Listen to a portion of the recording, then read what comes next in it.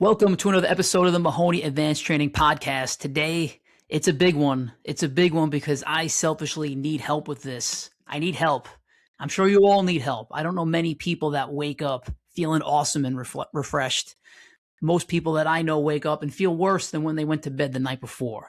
So we have Dr. Tara Youngblood on I see you shaking your head already. We have Dr. Tara Youngblood on this podcast. She is I'm going to call her a sleep expert, and she's going to help us out today. So Tara, welcome to the show. Oh, thanks for having me. So I have to say, you had the greatest intro to any speech I ever heard. I saw you on a TEDx talk saying that you drove to work drunk for basically a year. Were you driving to work drunk, or was something else going on?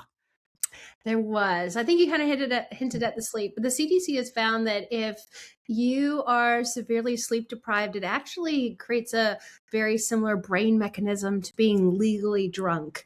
And I was so sleep deprived. For me, it was the loss of my son, and I had very severe depression and grief, and I just couldn't sleep. I just wandered around the house at night. It's a horribly lonely feeling. So I do understand a lot of sleep experts love sleep and they're great sleepers, but they don't always understand. But I understand what it's like to not sleep, and it's horrible.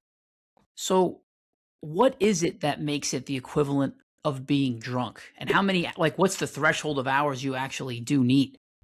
Yeah, so the threshold of hours, I'll start with that because that's a little bit messy. It really a little bit depends on the person, if you're coming in with sleep debt. But you really, after the first night of loss, feel the effects. You can actually go longer without food than you can without sleep. So, when you think about if you want to torture someone, they sleep deprive, one of the first things they do in boot camp is sleep deprive you. It actually disengages you from your prefrontal cortex, your decision making, all the things that if you've ever been drunk, you kind of know you don't make good decisions. All of those sort of things start to break down and happen. Our brains just can't survive. So some of us do better on little sleep. I've talked to many people like, oh, I only sleep 4 hours, I'm fine. And you're like, okay, well, you can do that. I've talked to a lot of Navy SEALs, and there are ways to optimize your sleep and get the most sleep you can. But it's kind of like, overspending for what you have in your bank account. It eventually catches up with you. You can only overspend for so long before you kind of need to reset. It's kind of like living on McDonald's. You could, it's not a big deal. You can go to McDonald's. It's not going to kill you, but McDonald's for your whole life is going to kill you 100%. So let's not do that. And the equivalent is for sleep. We need to find that balance. We need to live. And a big part of it is figuring out what those thresholds are for you. And once you know what your thresholds are, what your levers are, what is it that drives you to better sleep? What eliminates you from sleeping? What makes it hard? Once you know that, you just have to figure out what that balance is. I got 3 questions for you that I don't want to rapid fire at you, but you just brought a couple things to my head. I'm going to keep on the drunk concept. So I also coach high school football. Mm-hmm. We have players that I don't need sleep. They won't get sleep the night before a game. Could this lead to increased injury of an athlete if they're not getting enough sleep? Absolutely. There's been numerous studies. Actually, a good friend of mine, Chris Winters, did a study on baseball players, numerous studies. And that's really why you see athletes. I mean, I was a coach for Cincinnati Reds, a bunch of other teams and individual players.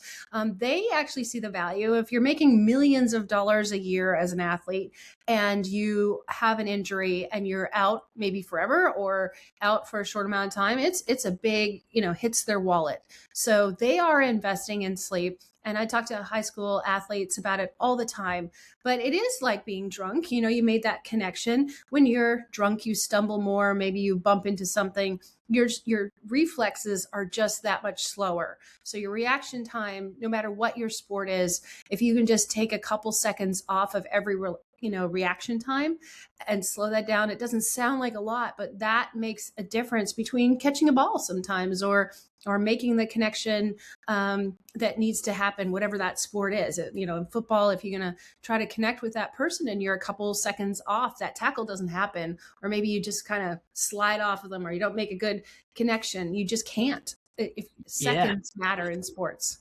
And listen to you, the high school athletes that hopefully you're listening to this, especially if you're from my team. This could be the difference between a college scholarship or no college scholarship. If you're being selfish, that's you're not a professional athlete yet. There's no money in your pocket yet, but this could be a big difference. Yeah, the top percentage athletes are all thinking about it. It's one of the reasons every single Olympics they come up with how people sleep in the Olympic Village, and it is something they really try to get them to sleep well, because it is a thing when you travel around the world and you've got jet lag and you're in a different strange place. But you will hear comments every single Olympics on what it is like to sleep in the Olympic Village, because it's a love-hate relationship with the Olympics in particular. Now, before you had said like I guess you think maybe call it a threshold for you, but is there a hard and fast rule that hey, you need 8 hours sleep? Is that a real thing or is that a myth? Okay, so I do have a problem with the 8 hours. So the 8 hours before the 8 hours became a thing, it actually, people slept in multiple segments. It still happens in Spain today, where they'll come home from work, they'll take a nap, they actually eat dinner, and they have a lighter dinner around 9 or 10, very different than the American world where, 6 o'clock to 7, everyone's having dinner. And then they'll actually stay up a little bit later, and then they'll have a second sleep. You even see in like Charles Dickens, a reference first sleep and second sleep. Naps are really big, certainly in hot climates where your body actually mimics a nighttime view. If you look at the physiological parts of it, that's where, even if I'm coaching people that do night shifts on when to take naps and how to take naps, it is all possible. But it is still, there's, quality really trumps quantity, but quantity is a good benchmark. So if you're not doing a sleep diary or tracking your sleep or any of those pieces, 8 hours is a good baseline, especially if you're in high school. So for those high school athletes, you actually need a little extra sleep. You think about all of that you're pushing and learning and doing. You're in the prime of it, and your brain is just like AI right now, is learning, and it's learning really fast, and that it takes amazing amounts of energy. You think about all those data centers being, we can get into the politics of that, but the AI takes an enormous amount of energy. Your brain also takes enormous amounts of energy, and the way that mechanism is recharged and redone is done during sleep. And the energy that your brain consumes is all stockpiled and refreshed and done during sleep. Your brain's actually washed during sleep, all of those mechanisms, and you need that time. And as a teenager, you need that time. It's hard to fall asleep. Your melatonin cycles are thrown off. There's a lot of things that are different about how you may need to get that sleep, and the drive to keep you up at night is definitely different than you will have as an adult, but it is definitely worth making sure that you take naps and you find a way to, in a 24-hour cycle, get about 8 hours. Now you're getting even more questions into my head. I'm going to go back to, you were talking about cleansing your brain, the value of sleep. Where does the phrase, or is there any value to the phrase, just sleep on it? Are you actually learning things physically and mentally while you're in bed? Yes. So again, numerous studies, you can Google and Google Scholar, the number of studies that prove that actually more sleep. So if you're cramming for that test, read what you need to read and then make sure you get enough sleep versus staying up until 2 or 3 a.m. cramming longer. 100% of the time, it is better to read it and sleep on it than it is to stay up longer and study more. It is a fact. And one of the reasons this is we actually don't file any memories. Nothing becomes permanently hard-coded in our brains unless we're sleeping. So if we don't sleep and we just read all that stuff, it is literally stacking up. Like the equivalent, if you had a whole file of things you want to have, you stack them on your desk, it's going to continue to sit there in that holding pattern until you sleep. It doesn't go anywhere. And so if we want that information to stay and stick, it has to be processed through sleep. Is the mechanism in which those memories become determined actually whether they're should be saved or not. And we need that sleep process to do it. Otherwise, they just sit there basically in that short-term memory and they'll keep washing out. It won't stick. Does this work on a micro level? I'm gonna give you a very specific example. When I go on vacation, if you're looking at all these books behind me, I read most of them while I'm on vacation. I'll read about 10 pages and take a mini nap, and then I'll wake up with some awesome idea. Can that actually work on a 10-minute, 20-minute level, or it has to be overnight? No, actually, there's something called hypergogic sleep. And Thomas Edison, you can Google it. There's some really fun pictures of him laying on a bench holding steel balls. And what he's doing is in the first 5 minutes of sleep, our muscles are still fairly taut, like they're still in control, but that relax. And all of us have had that big sort of head nod that happens when we finally sort of really give in to sleep, and we've transitioned into more regular sleep patterns. But he would hold these steel balls, and then when he fell into that sleep, they would drop and wake him up. And this sort of part of sleep called hypergogic sleep is really fun if you, I'm dating myself, but if you're a Matrix fan and you think about what happens when you give away all, lose all of the elements of control in the universe, all those scientific laws, you want to fly like Superman. This is the moment. That is the time in sleep where your brain is most susceptible to do that. So if you think about, if you're trying to problem solve, you're trying to get outside of the framework that you normally keep. And so your prefrontal cortex is that conscious stuff that keeps you actually from solving that problem, that makes you feel stuck. It all goes away. It relaxes. And so numerous people, even, Salvador Dali would use it. Lots of creative people that want to solve problems will use that as a way to honestly unlock the next thing. And it's actually I did a conference at MIT, the dream engineering. There's lots of time spent on how do we magnify that and unlock even more out of our brain. It's one of the leading frontiers of sleep. That's pretty fun. So I'm with Edison and Salvatore Dali. I'm in pretty good company. Yes. So another thought that came to my head when you were talking about lack of sleep and that you work with professional athletes, you work with the military. You hear, I'll call them, for lack of a better term, meatheads. I'll sleep when I'm dead. Is that the worst advice you can ever give to somebody? I'll sleep when I'm dead. Pretty much. And, I really like to think about sleep in terms of really, wherever you are in life, you have to think about your budget, right? You think about, you have a certain amount of money to spend. Let's say you make $100. You need to know where that's going to spend. And if you overspend, if you continue to overspend, maybe you get a credit card, you get into debt, you keep going, at some point that catches up to you, right? You can't keep writing checks in a checkbook and it eventually goes, actually your high schooler kids probably don't even know what a checkbook is, but you can't keep, credit card charging forever. At some point you hit that and then you're like, oh, wow, now I'm really messed up. I'm in debt. And how do I get out of debt? And sleep really kind of works that way, in the sense of, if you deprive yourself of that sleep over time, it affects every single major system. So all your mental health disorders have comorbidity, or they're tied to sleep.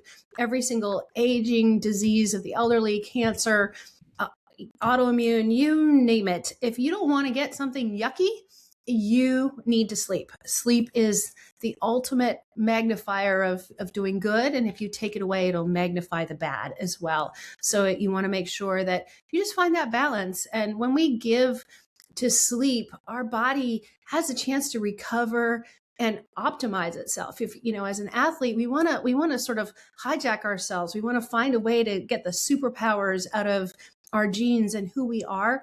The way to unlock those superpowers really is sleep, because when we cycle through it, that interval, it's the ultimate interval training, right? We're on and then we're off, and we need that interval of off in order to be able to really be on.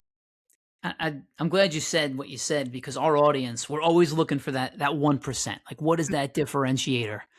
And a lot of them will give up sleep first. Like, I'm just giving that up. I'll stay up all night. But they're not realizing everything you just said. This is awesome for our audience. You also hit on something else. Debt.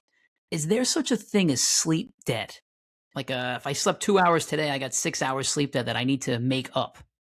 Yeah, it's a complicated equation, because it's not quite like, I'll sleep when I'm dead, so I'm going to bump that out 50 years and cross my fingers. It's a pretty short window when we think about sleep debt, and being able to catch it up. And, the perk of teenagers is they have more elasticity. The younger you are, you see with babies, they can sleep whenever. That elasticity goes away as we get older, and that ability to recover goes away. And when we can recover, when we can get deep sleep, becomes harder and harder. So, if you're able to catch up and sleep in on the weekends, then do it. But if you're having a hard time sleeping during the week at all, there is also this balance of making sure you're sort of aware. Sleep loves really good habits. It loves doing the same thing every night and that consistency. So you can mess with the consistency for a while. It's kind of like working out. Like, okay, I'm going to go on vacation. I'm not going to run for a week. That's going to catch up to you. Like, yes, you can get back to it, but if you stay consistent, it's a lot easier to continue to burn on that but if you take a week off and say, well, I'm on vacation, I'm not going to do that. It's much harder to then you have to sort of dig back in and get it out. And sleep is really pretty similar. If you're going to not sleep because you're cramming through exams, yes, you can sleep to catch it up, but it's not exactly a 1-for-1 for 1 hour missed. You just sleep 1 extra hour later. It starts to magnify, kind of like that example. If we lose a whole night's sleep, catching that up is a much deeper debt than if I just got up 1 hour early. So it's not all the hours aren't the same equal on that weighting, if that makes sense. It makes sense. So if let's say I like to be consistent, I normally have the same wake and bed times every night, even on weekends. I'm no fun. I don't have vitamin H in my body. So Friday night, I'm still going to bed at like 8:30, 9 o'clock. But say I'm traveling to Europe. Do you have any tips to help somebody who's traveling overseas? Maybe there's like a 6 to 8 hour time zone difference. How do I get to sleep and stay asleep if I'm traveling over to that side of the world? Yeah, and a lot of times, we dealt with this with athletes. Some of the most painful ones are the ones that are like the 3 hours. Like if you're on the West Coast and you're gonna, play over here in New York. Let's say you're a professional team on the West Coast and you got to get over to New York. That's one of the that actually is easier than coming from New York to LA. They're going to have a much bigger deficiency. Just the direction of it sometimes matters. How you can take naps. There's sort of I've created an algorithm for them on honestly how to manage that. It's a little bit tricky, but it is manageable. You can take naps if you're coming east. If you're going west, you actually want to make up the sleep in a different way. So it's a little bit being smart about it. It's not 1-for-1, but when you think about it, think about shifting. So your clock on your computer, if you go to LA, it'll ask you and pop up and say, would you like to be in this time zone? And you're like, oh yeah. And then it automatically just jumps back. If you're going to make a big leap to like Europe, you can take little leaps. So you can start for the 5 days before you go. You can start shifting your bedtime by a half hour later, a half hour later, a half hour later, and wake up. And you're shifting your whole clock, just like your computer does.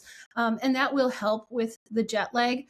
The other tips are, sunlight in the morning, getting up in the morning, turning off sleep when you wake up and you're over there is really hard. But turning off sleep, the start of sleep as first thing you do in the morning is actually more important than bedtime. So if you turn off sleep just like you do whenever you're not traveling, try to do that, keep that same routine, and that really helps. The morning sun, the morning workout, those are really important. We need to warm up our bodies to get them moving, and we need the right kind of sunlight. And sunlight at 9 a.m. is different than sunlight at noon. Our brains know the difference between morning sun and midday sun or evening sun. When you say turn off sleep, are you saying like sleep's like a switch? You should be There able to turn it on. There's actually a sleep switch. You can Google it. Clifford Sapir out of Harvard coined it. I did not get to coin that. And it's a mechanism. Sleep is really old. So if you think about evolutionary wise, sleep has been something that's been around since we've been like the little marine worms in the ocean. We have the same sleep mechanism that they do, and it's driven by light and temperature and environment. It is not as complicated as we like to think because we get caught in our brains and think it's way more important. But if you want to hijack your sleep, and we've done it with veterans and people with PTSD, temperature and light can get past that thinking part. If you're extreme enough with it, like cold plunging and other ways, you can actually totally hijack it and get yourself to still sleep almost no matter what, because your body responds to those prompts in a way that is, again, just like a marine worm. It wants to sleep. It knows it needs to sleep. And you think of evolutionary wise, if you're going to do something like sleep where you're vulnerable, you could get eaten, a lion could come get you. If we've carved out this chunk of our existence to do this, and not just our species, but across all species, it's kind of a thing. And it's ignoring it is kind of ignoring literally billions of years of where we've gotten to today. What you mentioned cold water plunge. What does that have to do with sleep? How does that help you sleep? Yeah, so what triggers the sleep switch is actually a change of temperature. So if you looked at your body temperature throughout a 24-hour cycle, that circadian rhythm for some people actually goes up a little bit, get a little bit warmer, and those are the people that want to get warm before they go to sleep. But everybody hits this valley, and you're going to drop 2 degrees core body temperature in the first half of the night. And 2 degrees doesn't sound like a lot, but it is in terms of like if you've run a fever, 2 degrees feels pretty crappy if you're too hot by 2 degrees. And so basically, your normal body temperature is then 2 degrees too hot in the first half of the night. Your body wants to drop that much. And our modern mattresses today, our lives today, we aren't dropping temperature. Like 1,000 years ago, we were, even if we had a house and a dwelling, that dwelling cooled off at night. There was no central heating, no central air conditioning, none of this 70 degrees all year round. There was very distinct temperature changes, and we evolved to match that. And our body is looking for that temperature drop. And you combine that with like the memory foam and the foams that keep us insulated and warm in our beds, and we are not cooling off. And that really has a huge impact on really insomnia becoming a thing. In hunter-gatherer societies, they didn't even have a word for it. Insomnia was not something that happened. It's a modern invention. Would you say that before bed, a cold shower or a warm shower is better? So that is, I'm the first one to say the whole human population, like any species, is a spectrum. And so when I talk about being a spectrum, it means that there are people that, the cold shower, and actually, if you ever followed Tim Ferriss, even Terry Walls, who has MS, some of those extreme conditions, one of the ways they would get themselves to sleep with the stuff they were dealing for Tim Ferriss, it was Lyme disease. For Terry Walls, it was MS. It was a 20-minute cold plunge an hour before they would go to sleep. And if you ever can't sleep, that is like an elephant tranquilizer. It will get you to sleep no matter what. It is definitely painful and not a lot of fun, but it will get you to sleep, and it will reset that circadian rhythm. For some people, though, the temperature change is much more subtle. And even by warming your extremities up, like warming up your body with a warm shower, actually will trigger that cycle, because when you get out, you're cooler, and it creates that sort of circulation. And that's enough. And generally, if you are really hot-blooded, if you are sweaty when you sleep, a warm shower isn't going to do it. If you generally are not, even when you work out, you sweat, but you're not like, you're not a hot person, you generally know if you're a hot person, then maybe a warm shower is enough, because just that change of temperature will be enough to trigger it. And then you get your release of melatonin, and that's really what starts the sleep process. But if you are, I've worked with a lot of NFL linemen, and those, big metabolisms, big mass, they are not cooling off with a nice little warm shower. Unfortunately, they really need to get cold. But some of your track and field people also have high metabolism. Sometimes they will be in that category of warm showers, but sometimes they'll, that really high metabolism, it's not totally about mass. It has a lot to do with your metabolism. I definitely didn't know that. I've heard that body temperature is big when you're going to sleep. I heard that cooler was better, but I heard take a warm shower, heat up to cool down. I didn't think about it the way you were just saying it. So thank you. It's giving me something else to think about here. Yeah, actually, it has to do with, and again, based on your audience, but that's why alcohol is so bad. It sort of downregulates your brain, and a lot of people, especially during COVID, think, "Oh, I'll have a drink and it helps me fall asleep." It is so destructive to sleep for that reason, because your metabolism has to ramp up to basically get rid of the poison you just drank. And in that process, you've heated yourself up, and it really prevents that mechanism of deep sleep. So even if you pass out because you've got alcohol and you've relaxed, it's actually very detrimental, certainly for deep sleep, because deep sleep happens predominantly in the first half of the night, and it wants it cold. So if you want to manipulate sleep cycles, and On the sleep tracker I built and patented, that's exactly what we did. We did real time and manipulated that. And we were able to, through different studies with veterans and PTSD. So even someone that's having night terrors, that cold exchange, but hitting that at the right time, even during sleep, we were able to manipulate that and actually get them deep sleep no matter what in a shorter amount of time. But that's how I know that quantity is goodish, but quality is way better, because you can manipulate it with temperature. You can change it if you want. Your body responds to whatever temperature is in that environment. REM sleep is the opposite of deep sleep. So if you want more REM sleep, you warm up in the second half of the night, you actually get more REM sleep.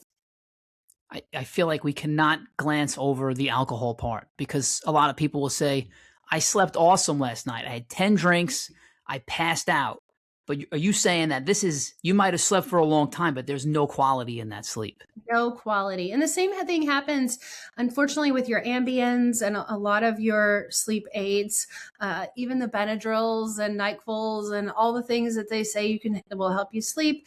None of them, most of them, your Ambiens particular, they're in the class of drugs are hallucinations. So you're basically hallucinating that you're sleeping. So again, this prefrontal cortex is like thinking you're good. The rest of your body's like, I'm not sleeping. It does not believe it's sleeping. It doesn't go through the processes. It doesn't do all of the healing that you're supposed to do. It just settles you down and makes you think you're resting. And it puts you in a survival, stressed out state because you've shut some parts down, but not all parts. And so that is really where the cancer risk, you can see where it extrapolates over time, because you literally are not actually sleeping. You're staying stressed. You're not relaxing. You're not flipping to your sympathetic where you're relaxing and digesting and doing all the things you're supposed to do. We just disappointed a lot of people right at this point. I know it. I know they're going to be mad at me for even mentioning. Cannabis is the same. I've had debates with people on cannabis, especially a lot of veterans are like, oh, but it helps. And some of them with injuries, it helps with some of the pain. But cannabis is got a similar sort of relationship. It's just with your brain. And in your brain, how that interacts is very destructive to sleep. So again, if it is something you do, try to keep it short, use it as a tool, but do not use it long term. It's going to really mess you up from a sleep perspective. Sleep does not like any of that stuff. You're able to sleep as a baby. It doesn't need anything else. We just disappointed the other 50% of the audience right there. Everyone is now very sad, and I am the worst party pooper ever. I will come in and ruin all the party fun. But yes. I'm with you. I have no vitamin H. I am a boring guy. So I really want to go through my life selfishly, and I want you to kind of we'll talk through some things as we go through what's going on with me and my sleep. Mm-hmm. So we talked about this a little bit before when we met the first time. So I struggle with sleep, and what I want to do is take you through my sleep schedule, my sleep routine, and I want you to tell me where I'm off. You start with when you wake up in the morning and do a day in the life of George. All right, you're going to be very bored, but here we go. So I normally have my alarm set for 4:30 in the morning. Pretty much. Do you wake up without the alarm, or you need the alarm to wake up? It's a 50-50 split. Okay. Now, if I wake up with the alarm, it's probably because I haven't slept through the night, but I've gotten myself back to sleep for like an hour and then it wakes me up. But normally I'm up before the alarm, and sometimes I just want to hop out of bed and get the day going. I'd even say it's 50-50. It's probably 30% of the time where I sleep with an alarm, and the other 70% of the time I'm up before the alarm. It's a decent sign. All right, keep going. All right, I hop out of bed. I do something called phone scrolling. Do anything before you get out of bed, or do you get right out of bed? No, I get right out of bed. Great. I go right out of bed. I do something called reflexive performance reset. It's where you're trying to release your fascia a little bit, get the body going. I do that. This is going to sound a little vain, but I just part of my morning routine. I do a morning flex in the mirror to make sure that I'm fit. Intention. Oh, great. Yes. And then I'll go downstairs and immediately drink, 64 ounces of water just to make sure I'm getting movement and hydration. Mm-hmm. Depending on the day and the time, and I normally will either warm water. I'm drinking it out of the tap in Staten Island, New York, so it's not filtered water; it's just regular tap water. Okay, we'll tackle that later. Then keep going. Okay, and then depending on the time of year, the sunlight. Let's just say half the time I'm immediately grabbing my dog Chucky, and we're going for a walk around the neighborhood, probably about 15 minutes. Okay. And then Any you can thought? fast forward. Then you can fast forward. When are you doing deep work then? What kind of work are you doing in your morning? Okay, so depending on what Or I'm doing. yeah. I predominantly am working from home, but I'll go onto my computer and I'll do Mhm. what I would call deep analytic work, maybe some problem solving, just maybe not the ultra creative work, but I'm doing some deep thought work. And that's either right before I take my dog on a walk or right after. Okay. And then At what does lunchtime look like? And did you have lunchtime, breakfast in there?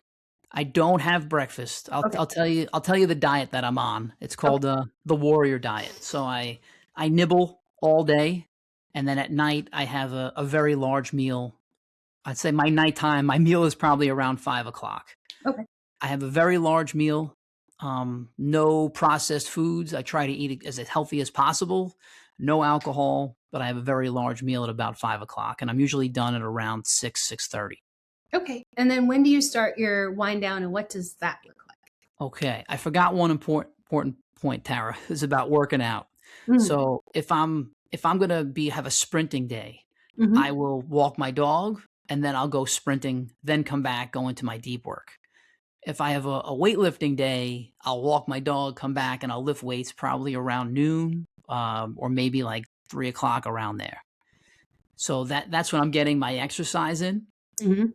If I don't do either, when I wake up in the morning at 4:30, I hop in a Bon Charge heated sauna, like one of those little sleeping bags that you can sit in, and Hmm. that's what I do on my off days. So every day there's some sort of physical activity that goes on. Okay. And then to my wrap up, around 8 o'clock every night, my wife and I, we part ways. So we watch TV. We are on a sleep divorce. She now Hmm. sleeps downstairs with our dog. I sleep upstairs in our bedroom. I go upstairs around 8 o'clock and I go into a pre night routine, which is a lot of stretching, a lot of fascial release work. And Hmm. then if I'm having a good day, it all includes some deep breathing. And by the time I'm in bed, it's about 8:45, 9 o'clock. And how long does it take you to fall asleep? I'd say about a half hour. And Okay. it used to be because my mind was racing. And now it's more predominantly because of some pain I have in my hip where I just can't seem to get myself comfortable, which is also part of the reason I'm doing these pre-bed routines. Yep. To do that. And then if you wake up, when do you wake up? If I wake up, I've been getting better. Now it's either like it used to be like every 2 hours on the 2 hours. And I Hmm. would look at the clock and be like, wow, that was 2 hours. Wow, that was 2 hours. And I stopped doing it because of another podcast I listened to where the sleep doctor said, stop looking at the clock. Stop looking at the clock every time you wake up. So I've stopped. Now it's gotten to the point where I wake up, I feel pretty good. And now it's about 3 o'clock. Okay. And, and So now I'm like, debating. Yeah, before you, now I'm debating. Yeah, about an hour before I get up. And now I'm debating, do I just get up and go or do I force myself to sit here till 4:30 to make sure I'm in bed for around 8 hours? And that's my day. That is, you've heard the entirety of my day. great, great. That gives us lots of things to work for. Um, in your day, do you have any time where you drink enhanced water, magnesium, potassium? Are there supplements or anything in the minerals or other categories that you're doing? Yes. So I will drink Element, which has magnesium, sodium, and potassium inside of it. So that's one of the things that I do drink. Okay, good. Are there any other supplements or things that you're doing that, like, are you doing before any pre workout or other things in there? I have creatine, Hmm. and I will take protein and oats before and after my workout, but Okay. no other sort of pre workout. Okay. Okay. It just helps because you are definitely, so if you think about in terms of chronotype, and that might have gotten thrown around as far as like early bird or night owl. And we talked about, I think you said you were a dolphin. Uh, Yes. and my pet peeve with that description, I think I told you at the time, is Dr. Bruce is a friend of mine. I've known him for a very long time. That was not part of the original chronotype at all. It was definitely early bird or night owl, and he decided to put fun little caricatures to it. The problem I have is, as a scientist, a dolphin actually never totally sleeps. Half the brain is on all the time, and the sleeping patterns of the animals he describes are not really in sync with the chronotypes. And so I think it's much more important, instead of tying yourself to an animal, tie yourself to what that routine looks like for you. And so as a morning person, when we think of chronotype, so much more is managed in your schedule, in your life, than just when you should go to sleep. Your deep work is well timed. The one thing that may be part of it, it'd be really interesting from a journal, is the days in which you work out in the afternoon versus keeping that workout pretty tightly before 9 a.m., how that affects your sleep within that 3-day window of what you're doing. As you're sort of an extreme morning person at the 4:30 mark. And so not as bad as like 3, but in there, you really want to try to work out before 9 a.m. And part of that is again, that sleep mechanism is very old, and it's really tied to energy factors. And so for a morning person, when you start that early, but you work out late in the day, sort of after lunch, after 2, you're going to get sort of a new burst of energy, and it can confuse that mechanism. It can make it much harder for it to know to turn on sleep and turn off sleep, because that is messing with it. Now, first thing in the morning, it loves that. It's going to really do that better. And so if you can, to try to keep your workouts before 9 a.m. because of your schedule. Now, that may not work for all your teenagers, because their type is much more night owl, and a night owl personality is completely different that way. They actually have much more flexibility about when they work out and when they do things. Us morning people, and I'm the same, really, we are so much more tied to routine and structure. And when we throw off that routine, it is much harder for us. So that is, one of the things to sort of keep in mind. Your dinner at 5 is not too big of a deal. If you're, as long as you can cut it, certainly that 3 hours before you want to go to sleep, we don't want to be having a heavy meal. So you're right on the edge of that. 5 doesn't sound that late, but because you go to bed so early, it is. And so, you might want to consider, and the Warriors diet is certainly good for a lot of people. Intermittent fasting can work really well for morning people as well, because of the different sort of fasting windows. And so, you're basically almost there with that warrior diet of sort of nibbling, small nibbles, and then one big meal. That window, that might help you shift that window with that fasting a little bit. But that also may be a factor depending on what you eat and how long it takes you to digest it. Some of your proteins, will take a little longer to digest than your leafy greens. So depending what is in that large meal, it may take you longer to digest it. And that can also affect, when you wake up, and again, how hot you get as part of that sleep equation. Any of that makes sense? I got to ask, how is your memory so good? I rattled off my entire day, and like, you're not missing a beat so far. Well, I sleep a lot. So I feel like I have a pretty good memory for my age, but I feel Well like that's said. kind of Well on brand. said. So I've generally always had a pretty good memory, though. I think that helps. But from your sleep part, what kind of mattress are you sleeping on? You know what? I looked it up, and it's called a Nectar mattress. Okay. So and this is my little soapbox about it. So early hunter-gatherer societies, where they slept mostly on the ground and did not have foam, actually did not have a word for insomnia. They went to bed much more ingrained to the planet, and their mattresses didn't heat up. Since we've invented foam, which feels really good, we are not sleeping as well. And so we have this frustration in our lives. Certainly American society, we love things that are comfortable, but what's comfortable is not always the best thing for us. And I'm not saying you need to sleep on spikes. And a Nectar is generally a good brand. We have been in the mattress industry and around sleep a long time, so I know most of the people. But your foams, if you are a high metabolism person, so all of your athletes are high metabolism, all of your petroleum-based foams all act act pretty similar, slightly very different variations, but about 45 minutes, they've absorbed all the heat off your body they can, and they start reflecting it back at you. So what's happening is if you continue to shed lots of heat because your body's working, it's a different kind of workout when you're sleeping. It's dropping heat because it's working on your circulation system. It's running around fixing everything.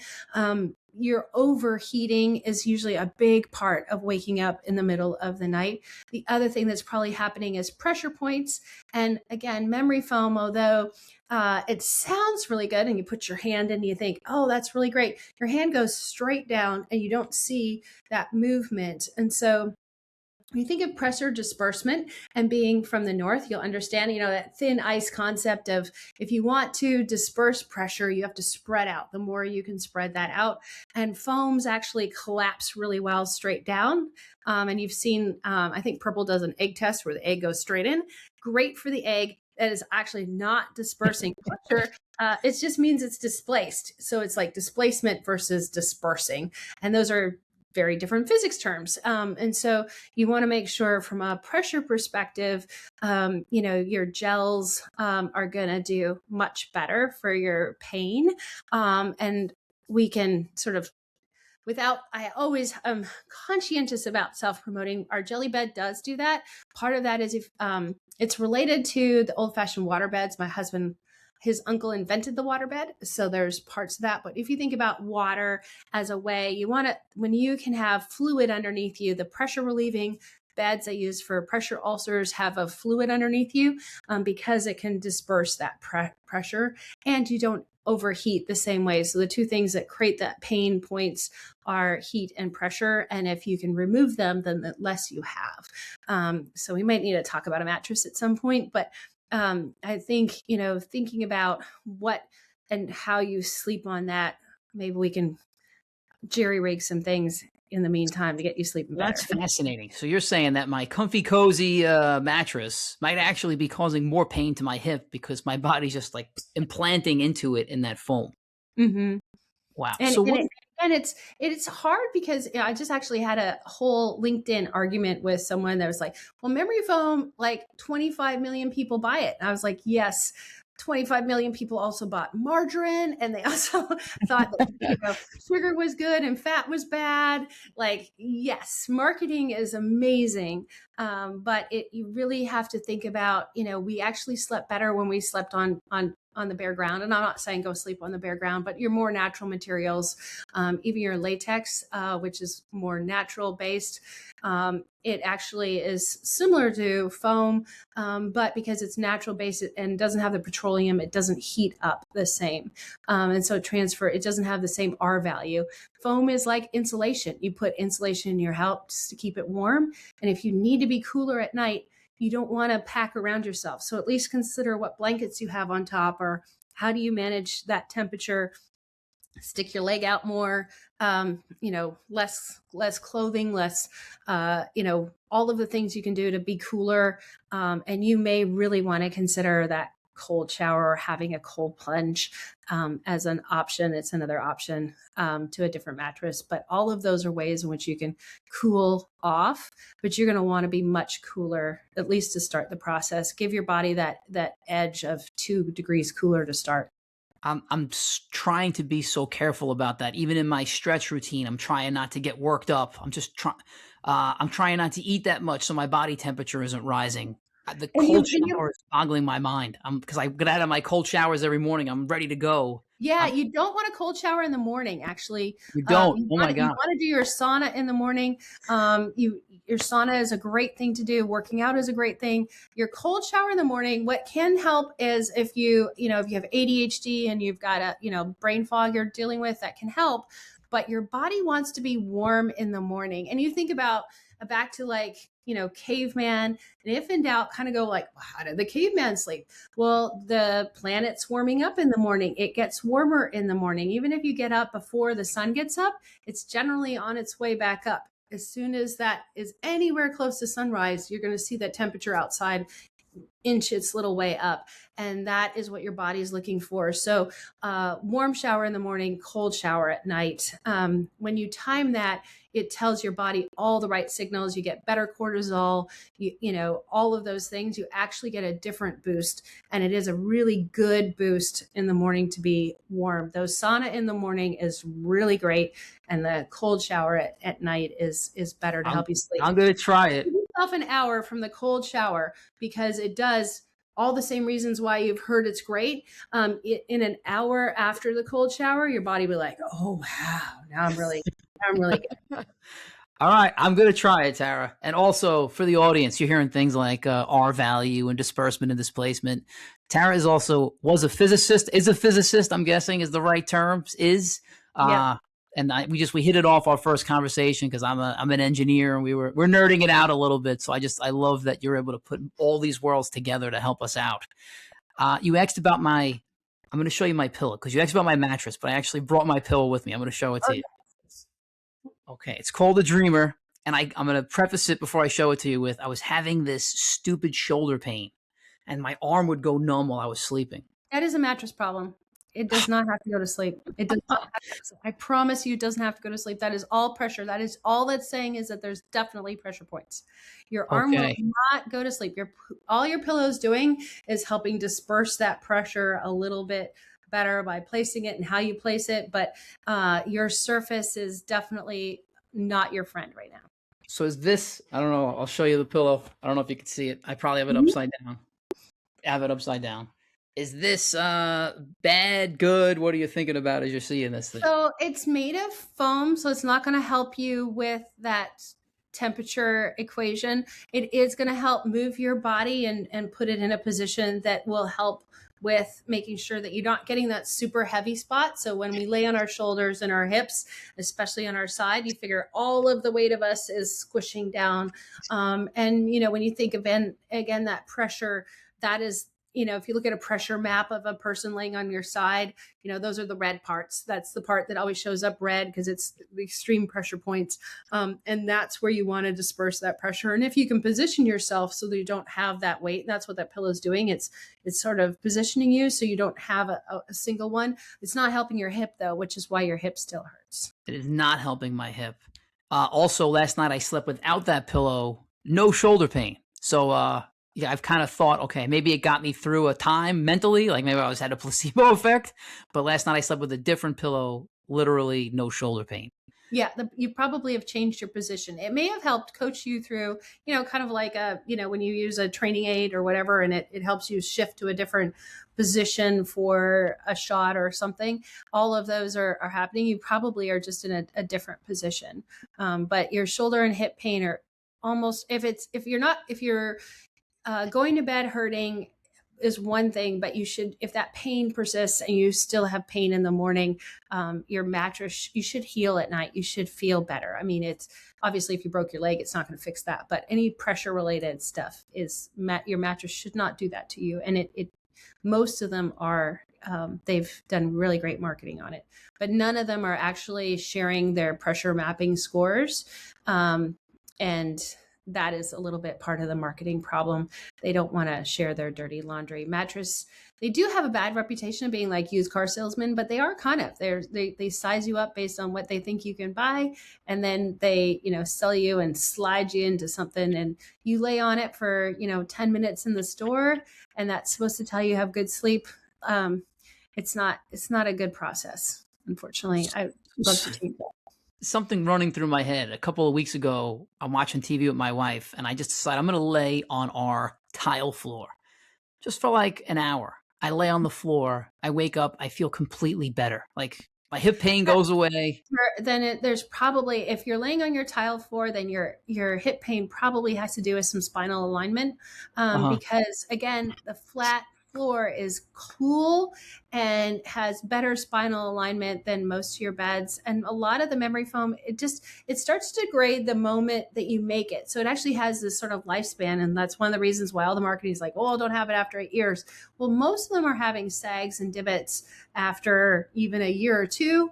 It's just because the foam starts to degrade as soon as it's done being processed. And if you were to open your bed and look at it, it would be discolored and you could see it actually starting to break down. It just doesn't have a very good lifespan. The more expensive it is, sometimes the longer it lasts, but the more stuff they have to put in to kind of prop up those bubbles and try to keep those bubbles over time. You know, I'm thinking about my wife because again, we got a sleep divorce. We heard this. I heard it on a podcast once. Like, hey, as long as you're cuddling in the morning, cuddling at night, it's just as good. She sleeps on the couch, and our couch is like now it's older, and you kind of just fall into the couch. I'm wondering if that's also horribly impacting her sleep. Yeah, it's not helping for sure. And it is really hard. Sleep divorce is not uncommon. Because it's so destructive, and sleep is really personal. We kind of have this idyllic image of sharing a bed, but we often sleep very different ways at different times. We go to sleep at different times. There's snoring and people moving and restless leg and the list of things that can be as variables that mess it up. And then a lot of us invite our pets into bed with us, and all of a sudden we've added more warm bodies that kick and move and make noises and whatever else they do at night. And so it is definitely sleep first is always the best way to go. But I do believe there's ways in which we can manage beds better to make sure people do get a chance to sleep together. And a huge part of our sleep divorce is our pet. He's a lunatic. Well, it's our fault, but he just wants to jump in bed all night, and neither one of us can sleep, which is why we're like, okay, let's just go. We'll go our separate ways, meet up in the morning. Mm-hmm. So I'm thinking, until very recently, I would hate sleep because I would wake up in excruciating pain. I'd wake up injured with things I didn't even have the night before. And as I was thinking about it, but yeah, well, we'll have to work. We'll keep talking about that. yeah, part of it was my mind. I would have horrific dreams, and I would wake up in like a clenched position, my entire body, as if I was going to be attacked by a bear. Mm-hmm. I'll tell you part of it. I'm a moron. Before bed, I would scroll on Instagram and I would look at these stupid websites of animals fighting with each other. Why? I have no idea. But I would wake up in horrific pain. And since I've stopped doing that, it actually has legitimately helped me, or I'm not having these crazy, crazy dreams anymore. But so your cold showers might actually help you with that. There's two things first of all, is you absolutely have to find a way to love sleep. So think about it in terms of being an athlete. If you went into your sport and you hated it, right? So, we've all seen the people that their parents made them do it, or they have all the pressure, and, they can be successful for a period of time, but they will not be the top athletes if they hate it. They have to find a way to love it. And the ones that really love it, are passionate about it, believe in it, are always better than the ones that are like forced to be there against their will. It just never is going to work. So sleep is definitely something that you need to fall in love with. You need to appreciate it for what it does for you. And you need to find a way to love it. And that's that sort of breaking that up. There's it's called cognitive behavioral therapy. They use it for all sorts of types of different therapy, but in terms of insomnia, learning to sort of break that relationship with hating sleep for taking away your life, and sleeping instead of living, or sleeping instead of this, or sleeping in, it's not a either or, it's a sleep plus. So if you think about sleep as a magnifier of, I can remember more, I can do more, I can be faster, I can be, a better because of sleep. Changing that narrative is first really, really powerful to do. And it changes your mindset. So when you start to think, I hate sleep, remind yourself of all the things that sleep does for your body, and really try to change that narrative. And when you do, over time, you actually will just sleep better. And it's proven over and over and over again. Back to like, if you go into a workout hating it, you're likely to have more injuries. You're not going to be as successful. You're not going to hit a new personal best on the days that you're like, I don't want to be here. If you separate, when I do want to be here and I want to hit flow state, the flow state comes from better sleep. You cannot hit flow sleep without great sleep, period. All the best, people. And if you haven't heard about flow state, it's that sort of time when your brain kind of unplugs and suddenly hours have passed doing something generally that you love or amazing. Or as an athlete, you have just that incredible workout or that incredible game, and you're like, oh my gosh, I was like out of body experience just about. That is flow state. And it is an amazing way, but it is highly tied to great sleep to be able to unlock that state of mind that puts you into flow state. And there's some really great books out there. If you've not read about flow state, Becoming Superman, there's a whole series of them. But there's some really great stuff out there. And as athletes, that is definitely something you should read about and know what puts you into flow state. So I remember we were talking, you said there were 3 pillars of sleep. One of them was mindset. Mm-hmm. And I'm wondering, and now you've heard my life, you've kind of got a little bit of background of my obsessiveness with things. Is there a potential that I'm like overthinking all of this? Am I doing something wrong there? Yes. And, it goes back to if you've ever sort of, when they've analyzed the best marksmen on the planet, in that moment of before they pull the trigger, if they let their mind go, if they focus too hard, they don't make the shot as well. It requires the right shot, and right accuracy requires the letting go and trusting in order to achieve that best result. And sleep definitely needs that. If we overthink it, we're definitely in a tough spot about that. But I do want to rewind to your spot where you were talking about, sort of the nightmares and from doom scrolling and what's in your head. And the important part of that is when you look at the brain that has PTSD or trauma, because of working with a lot of veterans that have those nightmares and night terrors, their brain never gets to deep sleep. They stay up in this almost REM state, almost awake kind of thing, and they're not getting great sleep. And it doesn't allow your body to relax or unwind. And we want our brains to be able to dream and consolidate, but we don't want to put extra pressure on them. So what we feed our brains before we go to bed, and we literally are feeding our brains before we go to bed, really does matter. And that's where sort of the gratitude, intention, someone that's highly driven and perfectionist, write out a to-do list for the next day of what you all need to do and go through your to-do list that you had from the previous day, check it all off. You get good dopamine, all of those pieces and parts where you're like, gratitude, intention, checking things off, do those things to feed your brain. And the release of endorphins that come from doing those kind of activities are not going to lead to the same night terrors. But what does help those PTSD people beyond those metrics of just being more intentional with what you feed your brain before you go to sleep is actually those cold showers. And the way that it goes all the way back to the cold showers, the way it goes back to is deep sleep is triggered by temperature. It has nothing to do with what's in your brain. It has everything to do with temperature. And if you're not getting cold enough, you will not hit deep sleep. And if you're in deep sleep, you're not having those same nightmares.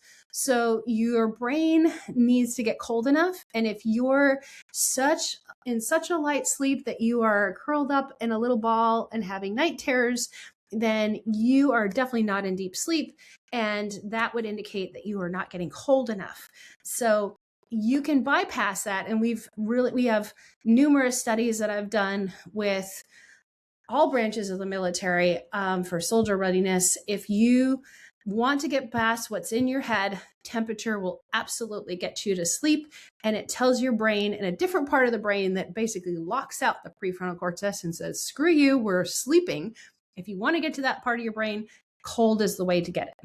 So that's a key element that I missed before in my day, and I think it's critical, is that aside from walking my dog and working out, I do not take any form of a break. I literally go from 4:30 in the morning till whatever time I'm about to go to bed. I'm thinking this cold shower idea may be brilliant because I can't focus on anything else other than that cold shower when I'm in it. That might actually be a great way to de-stress my mind before I go to sleep. Yeah, and I think the other thing that I actually, and the methodology for this goes to BJ Fogg. He's a professor out of Stanford, really great guy. He has a book called Tiny Habits, and similar to Atomic Habits, they both came out at the same time. It just shows that behavioral psychology all comes to the spot of like, if you want to put something new in your life, keep it tiny, keep it manageable. And so, if you manage your stress and you are a high focused individual, you do need breaks. And one of the ways in which we all take breaks because we have to listen to our body is to go to the bathroom. Nobody overrides that. Or if you do, it doesn't last that long because at some point you're like, no, it's I gotta go. either I'm Yeah. going to pee my pants or I got to go. Like there's really, it's a binary thing. And so that is your best opportunity for a break because your body has basically said, screw you, buddy. I don't care what you're doing right now. You need to stop and do this. And we all listen to our body when it tells us to do that. So take extra 30 to 60 seconds, 60 seconds ideally. If it's only 30 seconds, that's fine. Pick your favorite form of breathing, but do it when you go to the bathroom. Even just one time a day is going to basically pull the cortisol out of your system because one of the other things you're dealing with is you're building up that stress all day. It's just growing and growing. And that cortisol that we talked about that's good in the morning continues to build. And then you have this big, hairy, ugly cortisol monster that's climbing into bed with you. And that also makes it hard to unwind.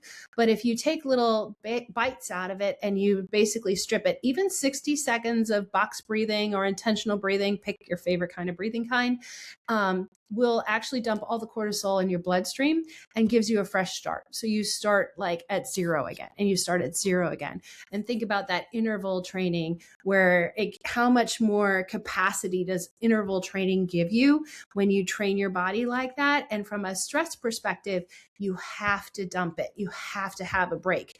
And just do it when you go to the bathroom because when you can anchor a habit to something that you already have to stop to do, you don't have to think about stopping because your body is already making you stop. So put a sticky note in your bathroom because you're working from home, you get that advantage. But if you're going to the bathroom, do breathing, do something. Sometimes it's just push-ups, whatever that is, but do something that pulls you out of your habit, and ideally something that downregulates. But even if it's just an exercise or get some fresh air, do something that's attached to when you go to the bathroom. Okay, I love it. So I got a couple of homework assignments. I'm gonna call it micro dosing. I'm gonna call it micro dosing meditation, but something to relax. Try to get my lifting in before 9. Do a cold shower before bed. What about like when should I not look at my phone again? Like when's the last time I should look at my phone before bed? So I've already talked about the idea of spectrum. Not all of us are the same. And so light is going to be a high sensitivity to some people and less to others, just like caffeine. My husband is not affected by caffeine. About 10% of the population, it just doesn't matter at all. He can have a pot of coffee and go to bed. If I did that, I would sleep next week. I have to really be careful about caffeine. It doesn't matter to him. Light is pretty similar. Some people are much more sensitive to it. We've all seen the person that's passed out and it's super bright out and it's like, I don't know how the heck they're sleeping. It's important. Most of you will have a sense of like, okay, light is important to me because I can't sleep unless it's a dark room, or I feel like I want it darker for in the morning, or I need bright light to wake me up.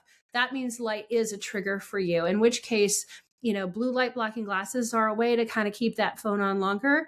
But if you really want to do it, think about it when it's getting dark, right? So even the caveman would still hang around the campfire and stay up later, but it was dark. It was candlelight. It was softer lights. And our phones are basically like putting a noon sun in our eyes.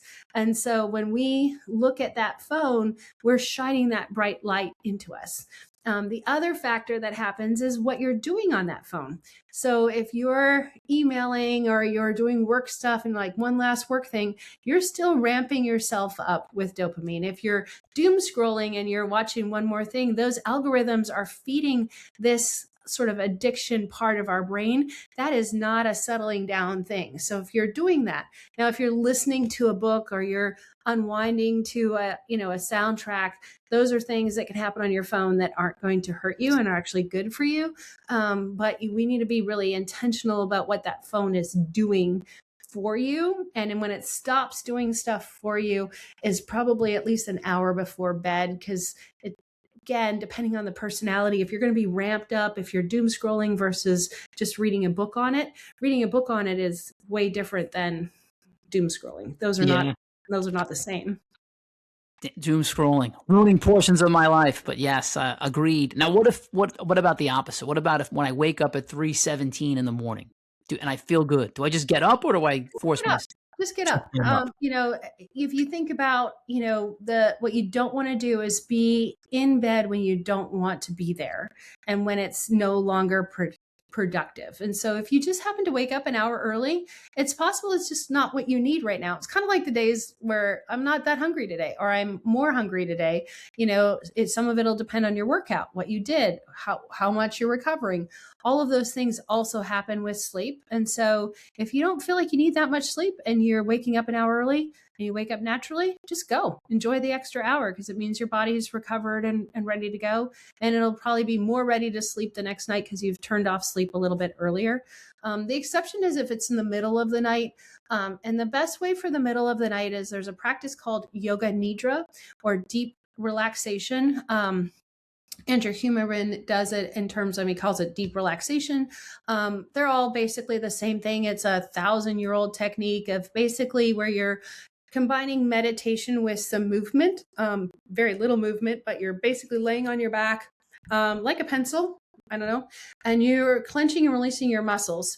You can find a million different versions of it online, YouTube or whatever.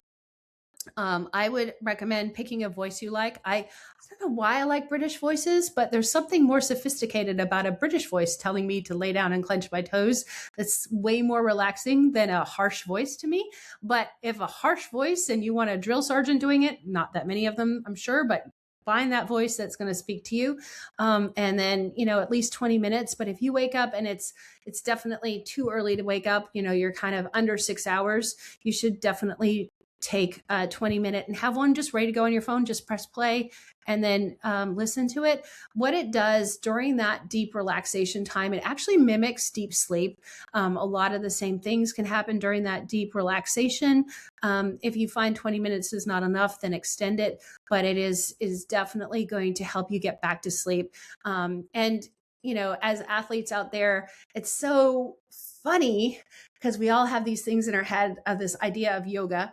But I will say that the Cincinnati Reds, and you picture, all the baseball players with all the big attitudes and all that kind of stuff. And they're like, yoga, I don't know if we're doing yoga. I'm like, just give it a try. And we're going to try it. And they all lay down and we start the yoga nidra. And it's probably the favorite thing. And they all at different times, I think every single one of them at some point said they used it. And it is because as athletes, movement is such a big part of who we are.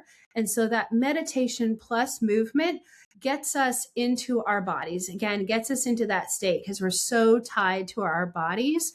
That's that sort of any check-in you have. If you have listen to your breathing, find your heart rate, clench and release muscles, all of those ties help us get into that meditative, mindful state in a way that isn't quite the same, but it is really powerful. Lots of people, I as an insider will tell you, there are lots of professional athletes that use it and love it. And it's one of their unlocks when they're too wound up after a night game or something and they can't get to sleep. It is a really great tool, I promise. I don't doubt it. I'm thinking about the Chicago Bulls and the Lakers when Phil Jackson was the coach. I mean, he had them meditating and they thought he was crazy. And then he have 11 championship rings or something like that. Mm-hmm. The proof is there. Proof is there. Yeah. It's easy to kind of knock it. And I think that, you think of meditation of like, the cheesy stuff, but it is really good to bring us back in and ground us and reset both our mental state and our bodies. And when we do that, it's just interval training. We need that off. We always need offs. Every computer, when it goes bad, we turn it off and then turn it back on again. We need to do that too. Yeah.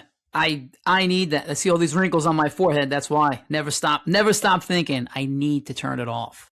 Mhm. Uh, I guess maybe a silly question for you, but what is the worst piece of sleep advice that you've ever heard? I think it goes back to, like, you see all these same 5, 10 tips that are somehow supposed to apply to everybody. And I think that it applies to, you mentioned the 3 pillars of sort of behavior, mindset, and environment. And and all aspects of your life, if you did exactly what the person next to you did, you wouldn't be successful. And so you are the best advocate for you, you're the best scientist about you.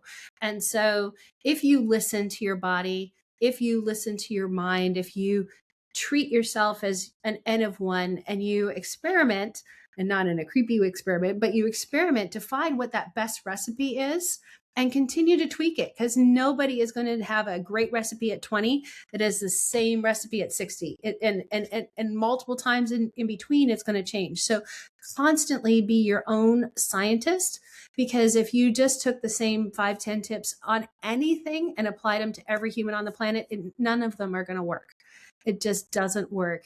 In order to have good advice, you have to digest it and make it yours, whatever that version is. Because if you think that, whoever your favorite mentors, if you do exactly what they do, you're going to be successful, and not interpret it or change it or make it your own, it'll never work. It's not going to deliver. I'm glad you're saying that. One of our favorite mentors, this guy, Dr. Tom, he was a nutritionist, and he said one size does not fit all.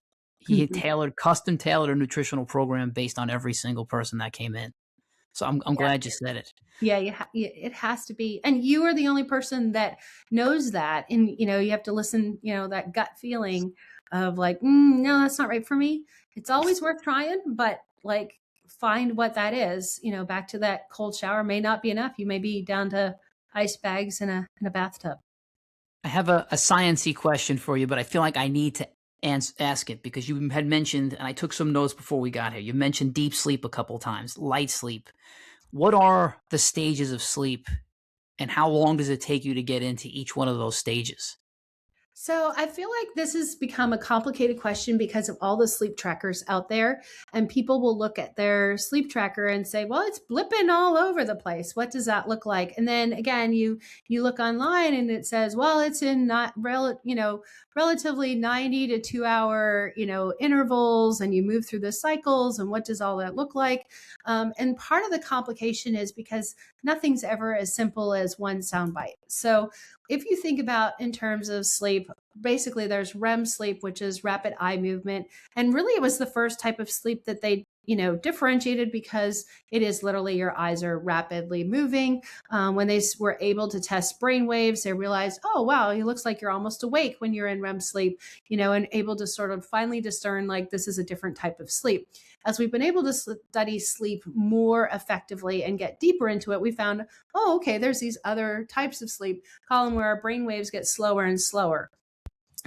They used to sort of have lots more designations between REM sleep and deep sleep, and it was all non-REM sleep, and they had non-REM sleep 1, 2, 3. They had all these different things. It's really basically boils down to there's REM sleep, there's deep sleep, which is the slowest slow wave sleep, and then in between there's light sleep. And what happens with that is you move through light sleep, and we could do a lot more scientific geeky stuff of the spindles and the things that happen there. But the main categories you really need to think about is I need to get about 2 hours of deep sleep and I need to get about 2 hours of REM sleep. And that balance is important because of the different functions they provide. And you're like, well, then I only need 4 hours. You're like, no, because again, that light sleep is kind of what happens in between. And it would be similar to a workout if you only ever did heavy lifting.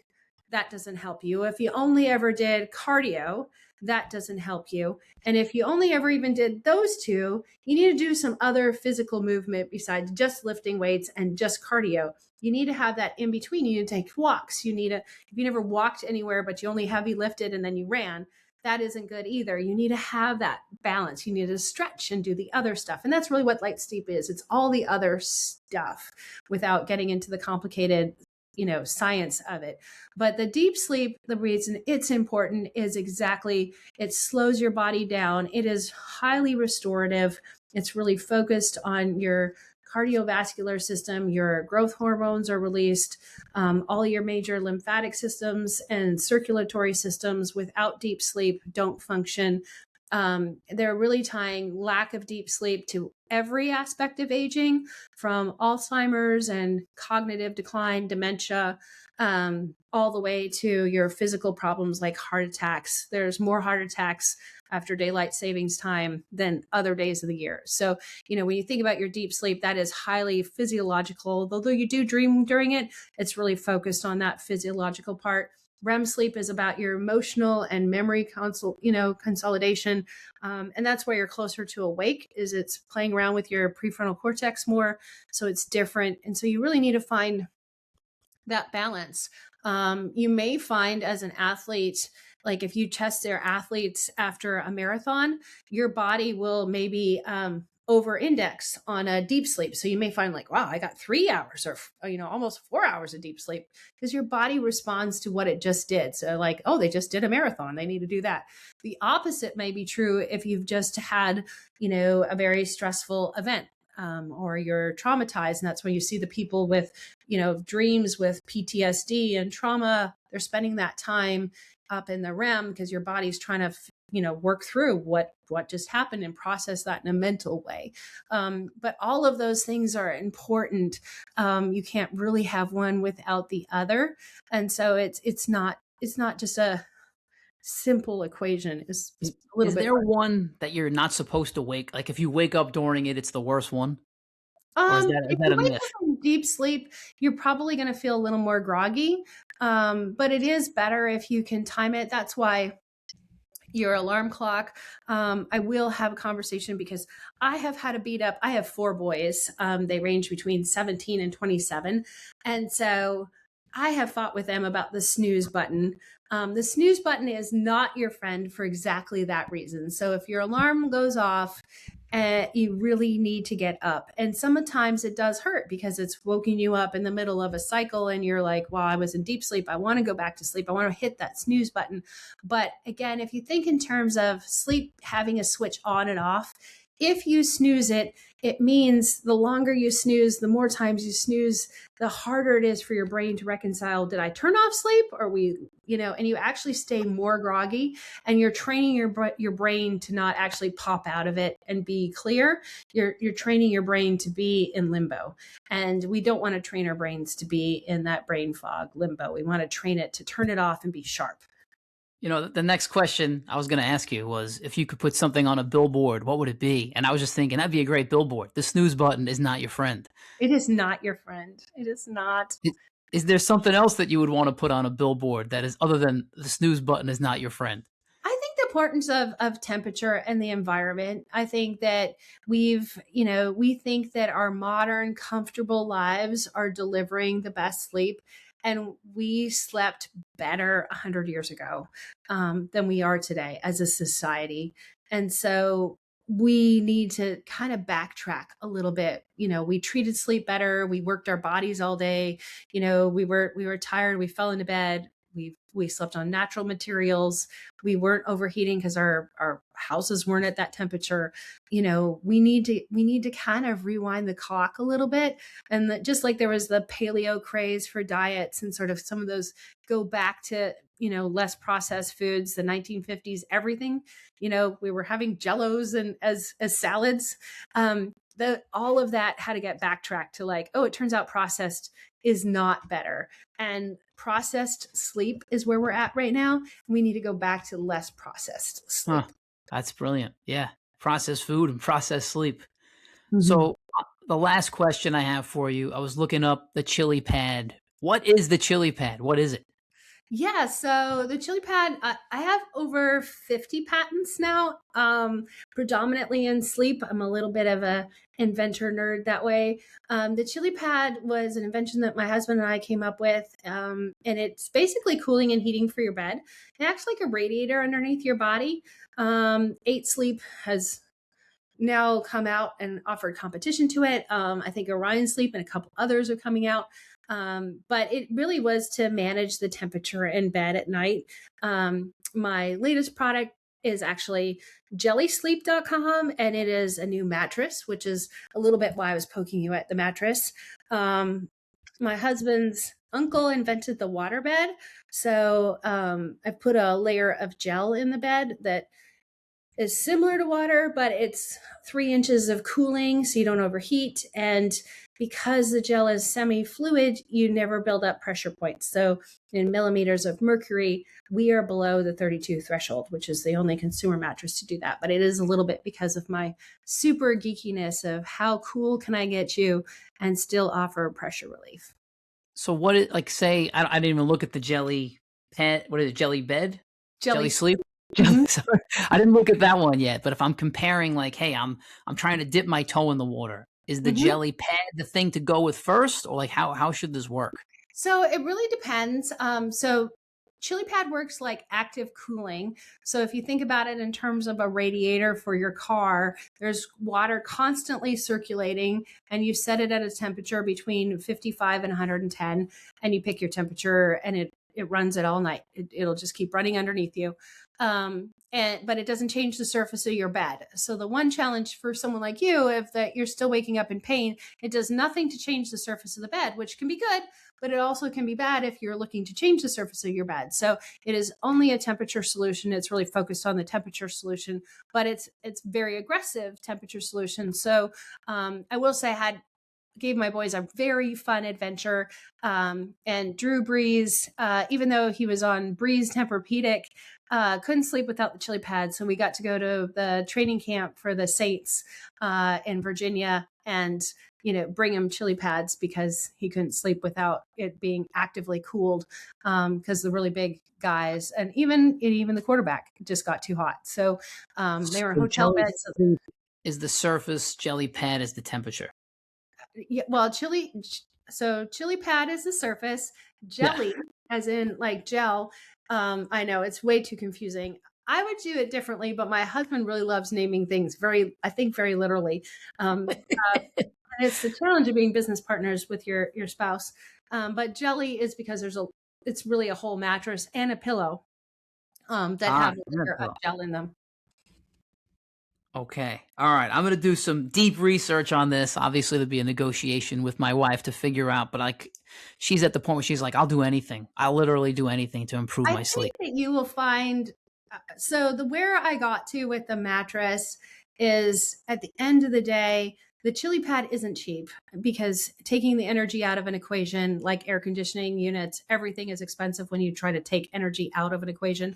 So cooling something, even a human body, and certainly doing it quietly in a bedroom overnight is expensive. I've tried everything I could to make it as cheap as possible over the years, and it's a hard equation to solve.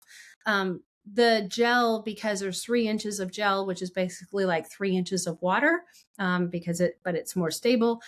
It just has a specific heat capacity. You can't overheat that. So if you put like a really heavy, lineman on it all night, like he can't heat it up more than a few degrees. And it's going to be a room temperature gel. So if you start at 70 degrees, it's not going to get anywhere close to overheated, even if Okay. you slept on it.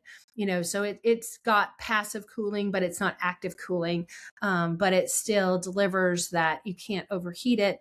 But then the pressure relieving is different. And that's really what I was trying to do differently with that invention. This is great. I got a bunch of notes, multiple pages of notes. I, I got to, is there anything that I didn't ask you that I should have asked you? Did I miss anything? I don't think so.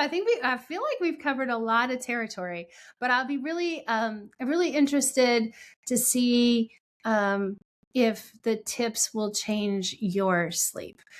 Because that is definitely, my mission is 100%. despite inventions or whatever it is, people need to sleep differently. They need to really fall in love with sleep, and it needs to be easy. It should be something that takes it off your list. So if you can get sleep fixed, because when you're tired, the last thing you want to do is thinking about how to fix something. And so of all the things to set out your mindset to fix, when you fix sleep, everything gets better. It's easier to work out. It's easier to eat well. All of those things happen. The calories and the type of calories, I think you mentioned that on your sleep podcast before, but everything changes when you can improve sleep. And so if you do nothing else for yourself, just sleep well. And if you can't sleep well, I will say, like, even just on social media, I answer questions on the Instagram. It's just Dr. Youngblood, or Facebook, or wherever you are. Ask questions and be curious about it. And it is fixable. I've literally taken people that have been on Ambien for decades trying to sleep and not been able to sleep. And even within 2 weeks to a month, it doesn't take much. So if those tips don't fix it for you, hit me back up and we'll keep working on it. But it is possible to get people sleeping. We're definitely going to stay connected because I need you. Also, for other people, is that the best way to find you at Dr. Yeah, or I have a website called youngbloodcoaching.com. So you can find me there. Hit me up through Jelly Sleep, wherever. I'm no longer attached to Chili Pad, even though it's a great product. I exited that company, but almost anywhere else you can find me. And even then, they know where to track me down. And it's such a great last name. It's awesome. It's memorable. So, and it means a lot to our guys in our training crew. They'll understand why. It is. I will say, having 4 boys, Youngblood was a great name to yell. None of them turned into professional athletes. So, but they all played at least 2 sports a year. So we got to yell Youngblood on the field a lot. Hockey players? No, because we're in the South, unfortunately. I'm originally from Canada, and my one son wanted to play hockey so bad because all my family, that's like huge, but it was an hour drive to the hockey rink. And I was like, that is not a sustainable hockey journey to have to drive an hour to the closest rink. And then from there, wherever they were going to play, but it was just not a reasonable. Not going to help with your sleep. Not going to help with your sleep. Not going to. So yeah, lacrosse, football, wrestling, soccer. I think, done almost all the major ones. But well, Dr. Tara Youngblood, this has been awesome. I love it. I feel like I'm going to listen to this podcast 1,000 times. But thank you so much for the help. And I'm going to get questions for you, I promise. But thank you again. This has been totally awesome. I love it. Awesome stuff. All right. Thank you. Thank you so much. Thank you. Bye. All right. Bye.